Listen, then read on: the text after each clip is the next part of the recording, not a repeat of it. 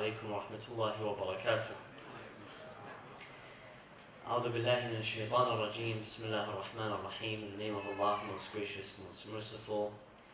All praise is due to Allah, Lord of the universe, and may the peace and blessings of Allah be upon all of His prophets and messengers, including His final and beloved messenger, the seal of the Prophet Muhammad, and his pure and immaculate household and righteous companions. Allah subhanahu wa ta'ala states in the Holy Quran, Bismillah ar-Rahman ar-Rahim, In ahsantum ahsantum li anfusikum wa in asa'tum falaha. If you are virtuous for the sake of your own souls. And if you commit evil, it is for them. Amanna billah, sadaqallahu al-aliyyul azim. There are an infinite ways of being of service, of bringing joy, happiness, comfort, relief, spiritual, emotional, intellectual growth to others. Many ways for us to be of service towards others. Explicit ways, implicit ways, temporary ways, permanent ways, big ways, small ways. And we find that while much focus on service and kindness and generosity and goodness, while much of the focus is on the big, usually it's the big things that make the headlines. You hear about large sums that are given to charity, a large effort, a big effort in service, in goodness. While much of the focus is on the big, and while big acts of service are good, we know that sometimes it is the tiniest and the small acts of service and the smallest acts of goodness that have the greatest amount of impact and consequences on others and on community as a whole.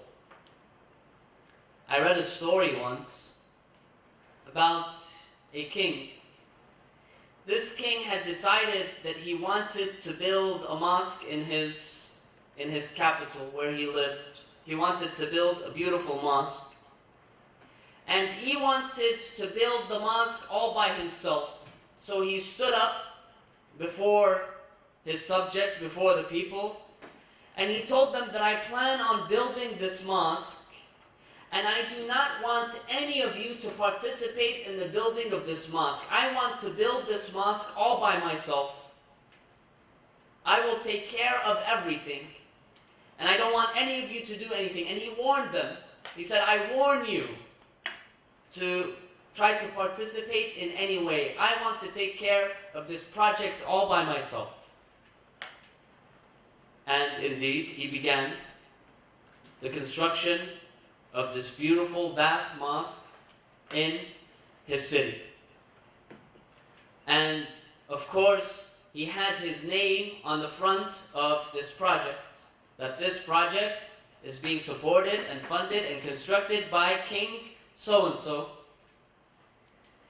One night, this king, he goes to sleep, and as he's sleeping, he sees in his dream an angel descend from the heavens down to the mosque that he's building and to erase the king's name off of the mosque and write the name of a woman. So the king woke up, he's astonished. He called his people and he told them to go and to check on the mosque to see what's going on. So they went to the mosque and they found that no, nothing had happened. His name was still there on the mosque. So they came back and they told him. That same night, the king went to sleep again, and for the second time he saw a dream that the angel was descending and he was erasing the king's name off, and he was writing that same woman, he was writing her name on the mosque.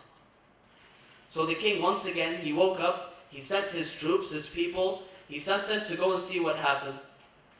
They went, and once again they came back to him and they told him, there's nothing happened. Your name is still there. Nothing happened. These are just false dreams that you're having. That night, once again, for the third time, the king goes to sleep and he sees the same exact dream once again. Same thing happens. So he wakes up and he turns to his advisors and he knows the name that's being engraved from the dream. It's the same person, it's the same woman. So he calls out, he tells his advisors, bring me this woman, so-and-so, this lady, bring her to me. So they go in the city and they ask around. They find out that this woman is an old, poor lady. So they approach her and they tell her that the king has summoned you. He wants to speak with you. He wants to speak with me? Yes, he wants to speak with you. Okay. So she goes, she accompanies them and she goes to the king. The king, he asks her, he tells her, you know about the large mosque project in the city, right? She says, yes. He says, did you contribute to this project in any way? The woman says, no, I didn't contribute anything. He says, are you sure? I think you may have done something. She says, no, look at me. I'm a poor old woman. I have no resources. I have no strength. And besides, I heard your warning about not contributing, so I didn't do anything. But there was this one thing that I did. The king said, yes, what is it? Tell me. She says, one day I was passing by, as the mosque was being constructed, I was passing by and I found that one of the animals that carries the load, the construction material, one of these animals was tied with a rope, was tied to a pole, and this animal was very, very thirsty. It looked like this animal was thirsty, and there was a bucket of water close by, but because this animal was tied with its rope, it could not reach the bucket of water to drink. So I took this bucket, and I brought it forth, and I brought it closer to this animal, and this animal began to drink from the bucket. The king said, yes. Now I realize. You performed this act out of complete sincerity and dedication to God. It was an act of generosity, an act of kindness, an act of sincerity. When I built and I planned to build this mosque, I did it for complete personal purposes. So everyone who passes by says, oh, our mighty king has built the mosque all by himself. Such a beautiful mosque. And as a result, because of your sincerity, I have commanded my advisors to go to that mosque and to remove my name and to place your name on the mosque. You know, our teachings, they encourage us never to belittle an opportunity for service, an opportunity for goodness, an opportunity for kindness, no matter how small it may seem. In his famous statement, in his famous speech welcoming the holy month of Ramadan, the Holy Prophet Muhammad sallallahu alayhi wa alihi wa sallam, Allahumma salli. He says, part of the speech, he says, "O people, safeguard yourselves, protect yourselves from God's wrath, God's punishment, by feeding those who are in need and feeding those who are fasting during the month of Ramadan." So some of the companions, they turned to the Prophet and they told him, "Ya Rasulullah, we understand the importance of this act of kindness, but not all of us are capable of feeding others in the month of Ramadan. Some of us do not have the resources and the means to do so." The Prophet, peace be upon him, and his family, he replied, he said, "Ittaqu an-nara walau bishiqqi tamra." Guard yourselves, protect yourselves, safeguard yourselves, even if it means that you offer a portion of a date. If you have a date, a portion of it, split it in half and give half of it. A portion of this date, give it in kindness, in generosity to someone else, in service to someone else. And then the Prophet, he continued.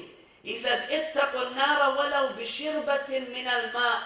Protect yourselves through an act of kindness, even if it means giving someone a small amount, a sip of water. Not even an entire bottle, not an entire cup, a sip of water. As an act of kindness, as an act of generosity and service towards others. In another tradition, the Holy Prophet Muhammad sallallahu alayhi wa alihi wa sallam, Allahumma salli ala Muhammad wa ala he says, دخل عبد الجنة بغصن من شوك كان على الطريق فأماطه عنه. He says, an individual can enter the paradise, heaven, can be rewarded by God by simply removing a branch, a thorny branch that is in the middle of the road. It's bothering people, it's blocking the road, and this person, out of sincerity, simply removes this harmful object out of the middle of the road. Allah subhanahu wa ta'ala will reward this person with granting them entrance into paradise. It's a small task. You walk by, you see an obstacle, you remove this obstacle. How many times do we walk around and we see obstacles, or sometimes we see trash, for instance, thrown around here and there, and we pass by this trash? It's not my job. It's my job to pick up trash. Someone else threw it. Someone else did this. How many times do we pass by and actually stop to remove an harmful object? Or to pick up trash? Right now, during the month of Ramadan, we come together at the masjid, for instance. Sometimes after we eat, some people, they may forget, inadvertently, they may forget their trash. Right? If we pass by and we see something thrown on the floor, do we just pass by and assume that someone else is going to pick it up? Or do we make the time and effort to pick up this small item? It's a small act. But the Prophet says, through these small acts, they may be small in your eyes and in my eyes, but with Allah subhanahu wa ta'ala, they are great. These acts are great. Service, brothers and sisters, service towards others, kindness, generosity, is an opportunity for us to grow. Each act of service is an opportunity for growth that we transcend. It's an act of self-transcendence. When we are able to transcend above and beyond our limited ego. Our ego, no matter how entertaining and beautiful it may be, no matter how great we may be, we are still limited in terms of our desires and our needs and our bad habits and our good habits. When we perform service towards others, we are able to transcend ourselves, our egos, and we are able to grow at a greater level, at a higher level. It's easy for us to think of service as a burden because it takes time, it takes effort, it takes resources and energy. And so many of us, we think, what's in it for me? I spend my time and my effort and my money and my energy, and someone else benefits. What's in it for me? It's only a burden for me to serve. But in fact, we know that service is advantageous not only to its recipient, but also to the one who performs the act of service. Also to the one who performs this act of kindness. Allah subhanahu wa ta'ala tells us in the Holy Quran, in chapter 17, Surah Al-Isra, verse number 7, إِنْ أَحْسَنْتُمْ أَحْسَنْتُمْ لِأَنفُسِكُمْ. When you do good, when you are virtuous, when you are of service to others, then the benefits and the rewards of this service and goodness goes back to you. You are virtuous first and foremost to yourselves. You're growing. You're benefiting before the recipient of that service, before the recipient of that goodness. The Holy Prophet Muhammad sallallahu alayhi wa alihi wa sallam, Allahumma salli ala Muhammadin wa ali Muhammad. This is definitely a post-iftar salawat. Sallu ala Muhammadin wa ali Muhammad. He says in the hadith, he said, جُبِلَتِ الْقُلُوبُ عَلَى حُبِّ مَنْ أَحْسَنَ إِلَيْهَا وَبُغْضِ مَنْ أَسَاءَ إِلَيْهَا. Hearts, human beings, their hearts have been programmed naturally to like and to adore and to admire those who do good towards them and to dislike those who do evil towards them. Each and every one of us. When someone does something good for us, we admire that person. We like that person. Everyone likes being a recipient of goodness, and no one likes being a recipient of evil or immorality or bad. That's how we've been programmed. So goodness, in fact, draws people. Acts of kindness and generosity, it allows us to grow, but it also draws people to you. And we find this in the world of business. The most important concept when it comes to business is what? Is customer service. You cannot have a successful business if you do not have good customer service. Each and every one of us, we realize, we have times where, for instance, we've been to a store or we've been to a restaurant and we've either experienced good customer service or bad customer service. Sometimes we remember, we've been to a restaurant, some of us have probably experienced this. You can recall going to a certain restaurant and seeing all sorts of horrible things, never wanting to think about this place again through their customer service. Either they're lazy, or it took them an hour and a half to get to you, or the food was bad, or whatever it may be, or you saw cockroaches running around. We've all seen cockroaches. Or sometimes you go to a place and you find what? You find that they have good customer service. There are certain companies now, when you buy a product from them, the product might be pricey, it might be expensive, but you may go and you purchase that product because you know that place has great customer service. Because if anything happens to your product, they will help you. They won't bother you. If something breaks, they'll fix it. If it's not working, they'll replace it. If something isn't great, you get your money back. They make you satisfied. Why? Why is it? Because they know that if they take care of you, you're going to come back. They're going to please you. You're not only going to come back, but you're also going to perform free advertising for them. Immediately, the first thing that you're going to do is you're going to go on Yelp. You're going to give them good reviews, right?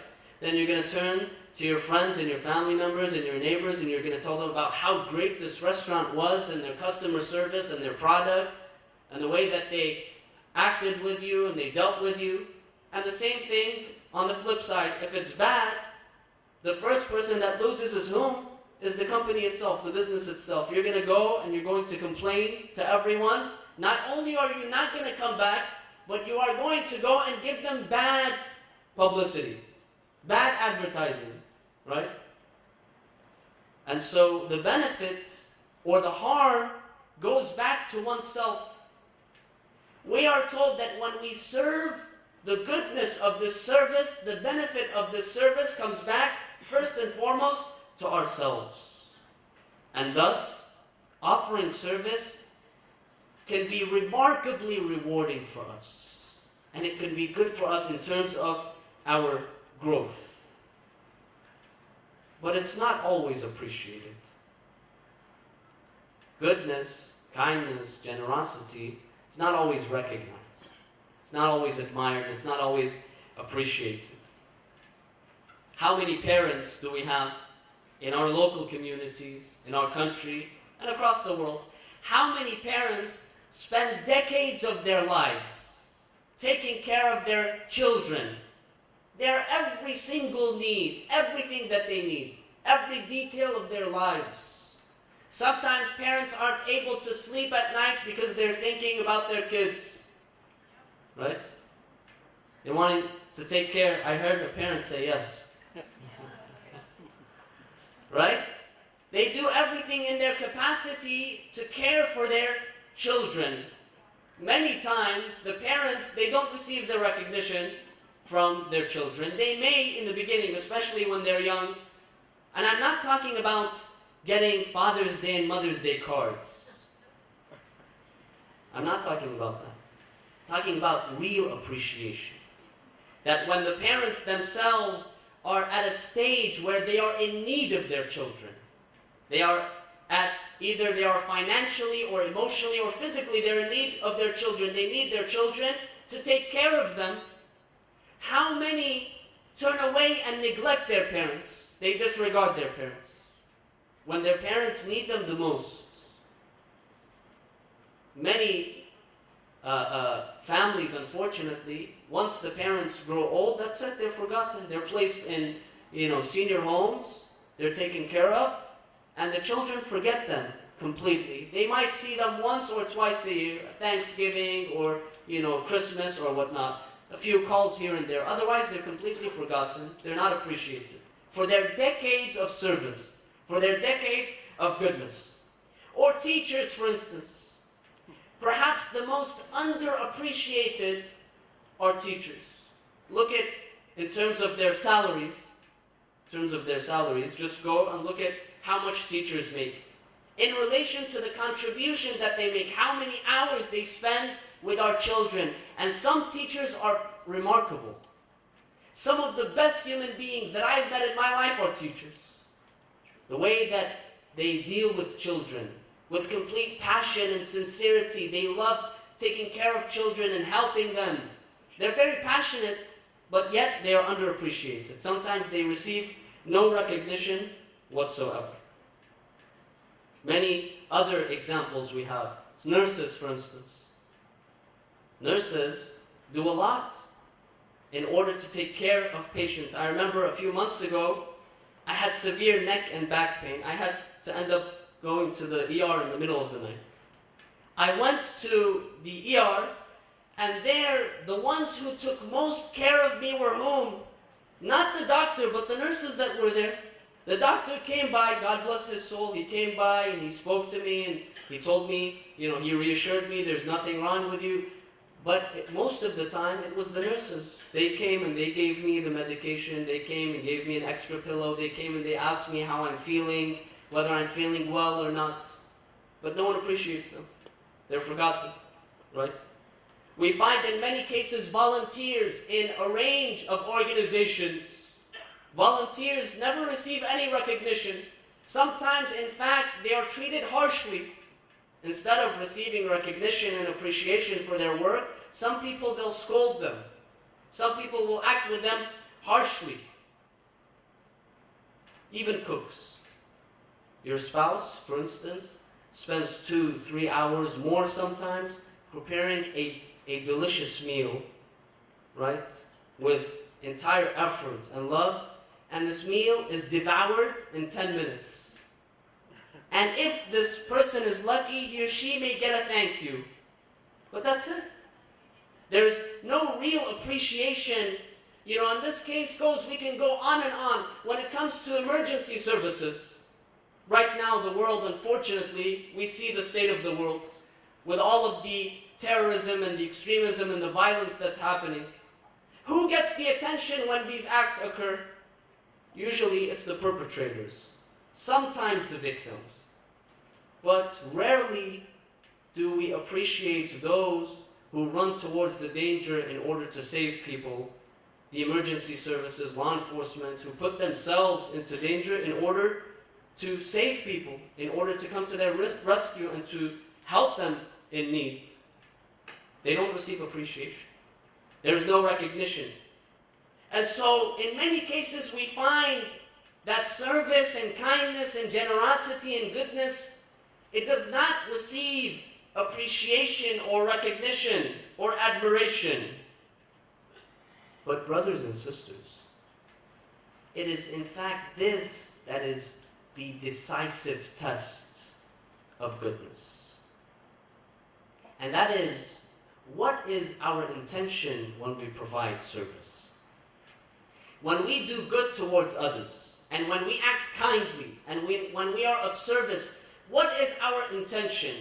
Is my intention that I receive recognition and admiration and adoration for my act?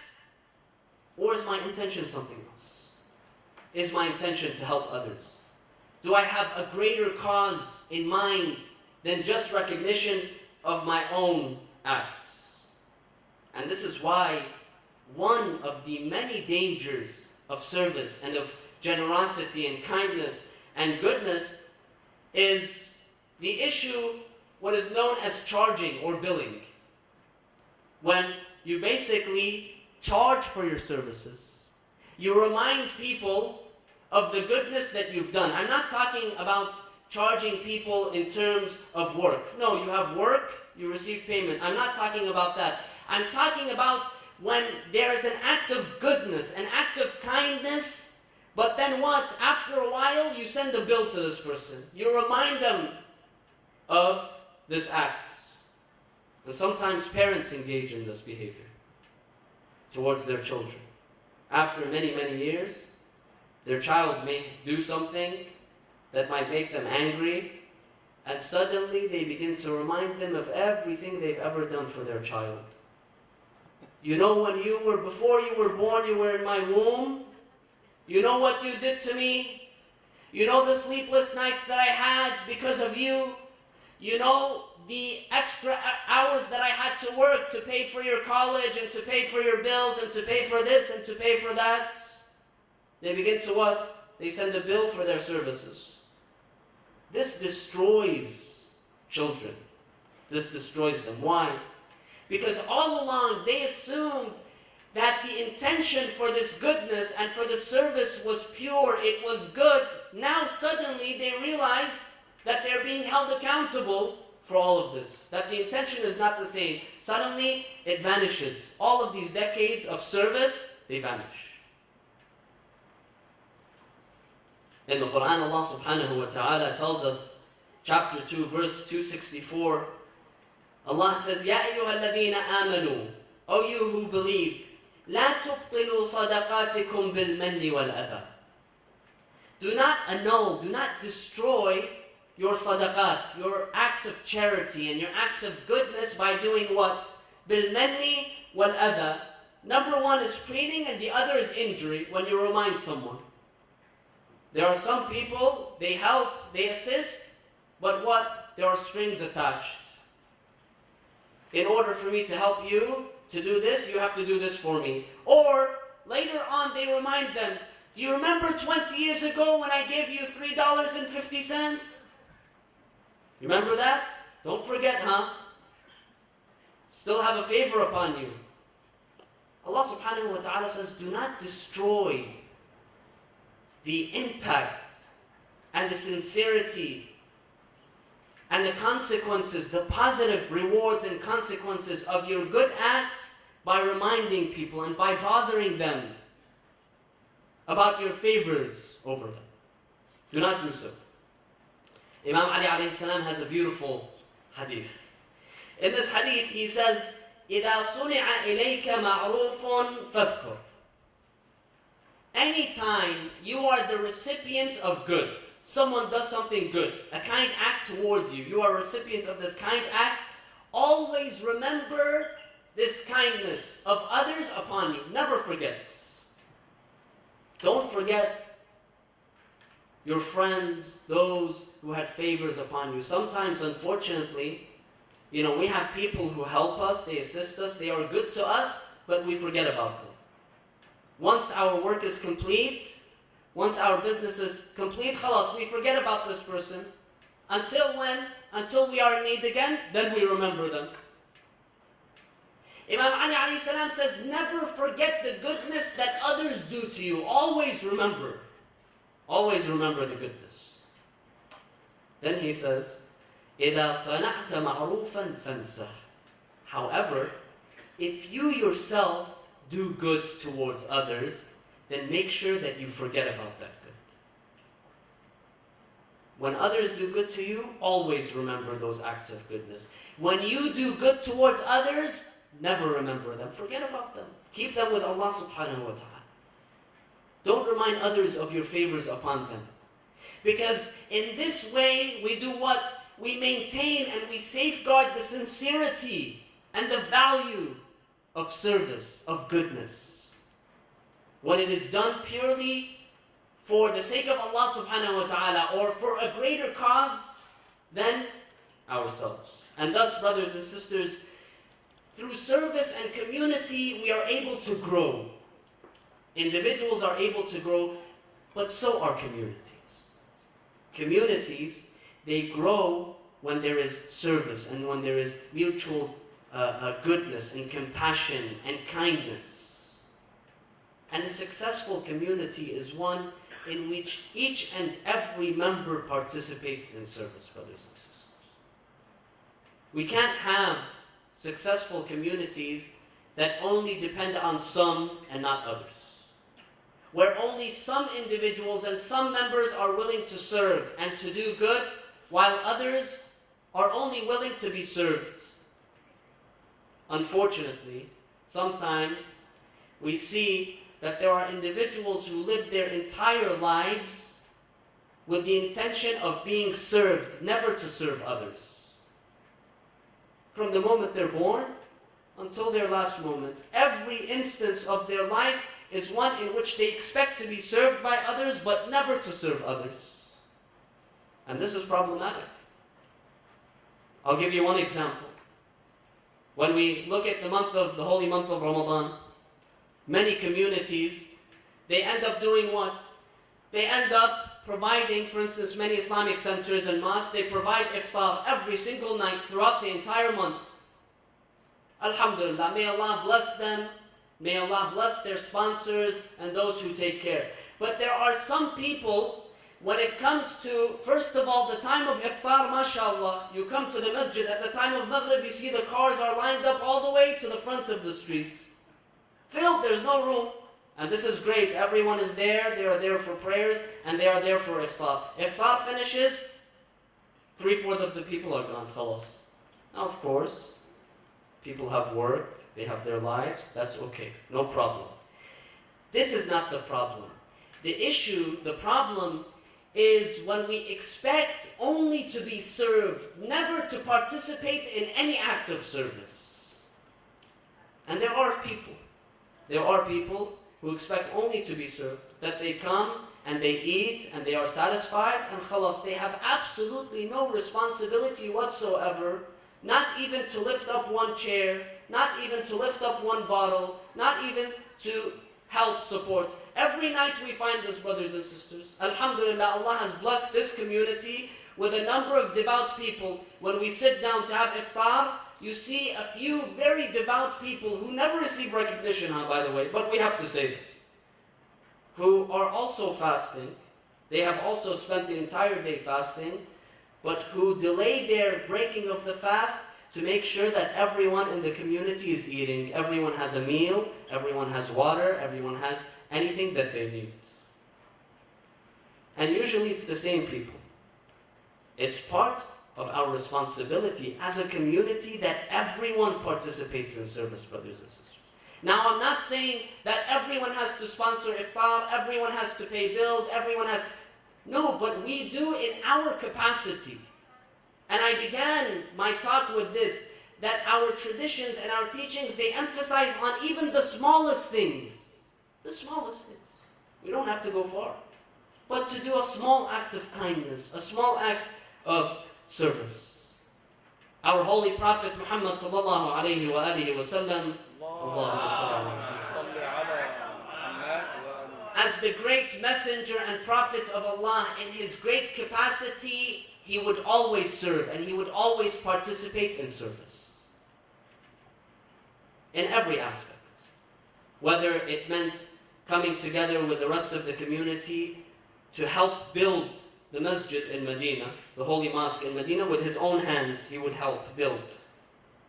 Or when they would travel, he would help in preparing the meals or camping or whatever it may be. Or at home, he would help with the domestic chores or with shopping or groceries or any issue that it may be. He was an active participant of the community. He would not only be served, but he would serve others.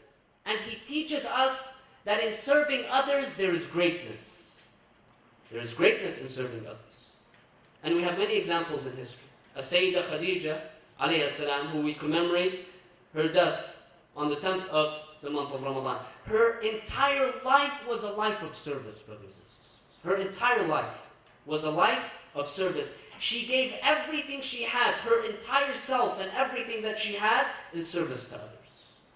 And these are examples, these are role models for us to learn from and to also imitate, to learn from and to adopt their lessons in our lives. The holy month of Ramadan, brothers and sisters, is a great opportunity for us. The Prophet tells us that this is a special month, that its days and its nights and its hours are the best of days and best of nights and best of hours. This is the best time throughout the entire year in terms of our opportunity for growth and our opportunity for proximity to Allah subhanahu wa ta'ala. Let us take advantage of every opportunity that we have during this month, not only just to fast and pray and seek forgiveness and recite the Quran, but also in terms of our service towards others and our community building. I ask Allah subhanahu wa ta'ala, the Almighty, to accept our fasting and deeds and acts during this holy month. We pray to Allah subhanahu wa ta'ala to forgive our misdeeds, to forgive our sins and shortcomings. We pray to Allah subhanahu wa ta'ala to bring relief and comfort to those who are sick, those who are ill, those who are suffering all around the world. And we pray to Allah subhanahu wa ta'ala to bestow His blessings upon the souls of those who have passed away. وَإِلَىٰ أَرْوَاحِ الْمُؤْمِنِينَ وَالْمُؤْمِنَاتِ نهدي جميعا ثواب سورة الفاتحة مع الصلاة على محمد وآل محمد.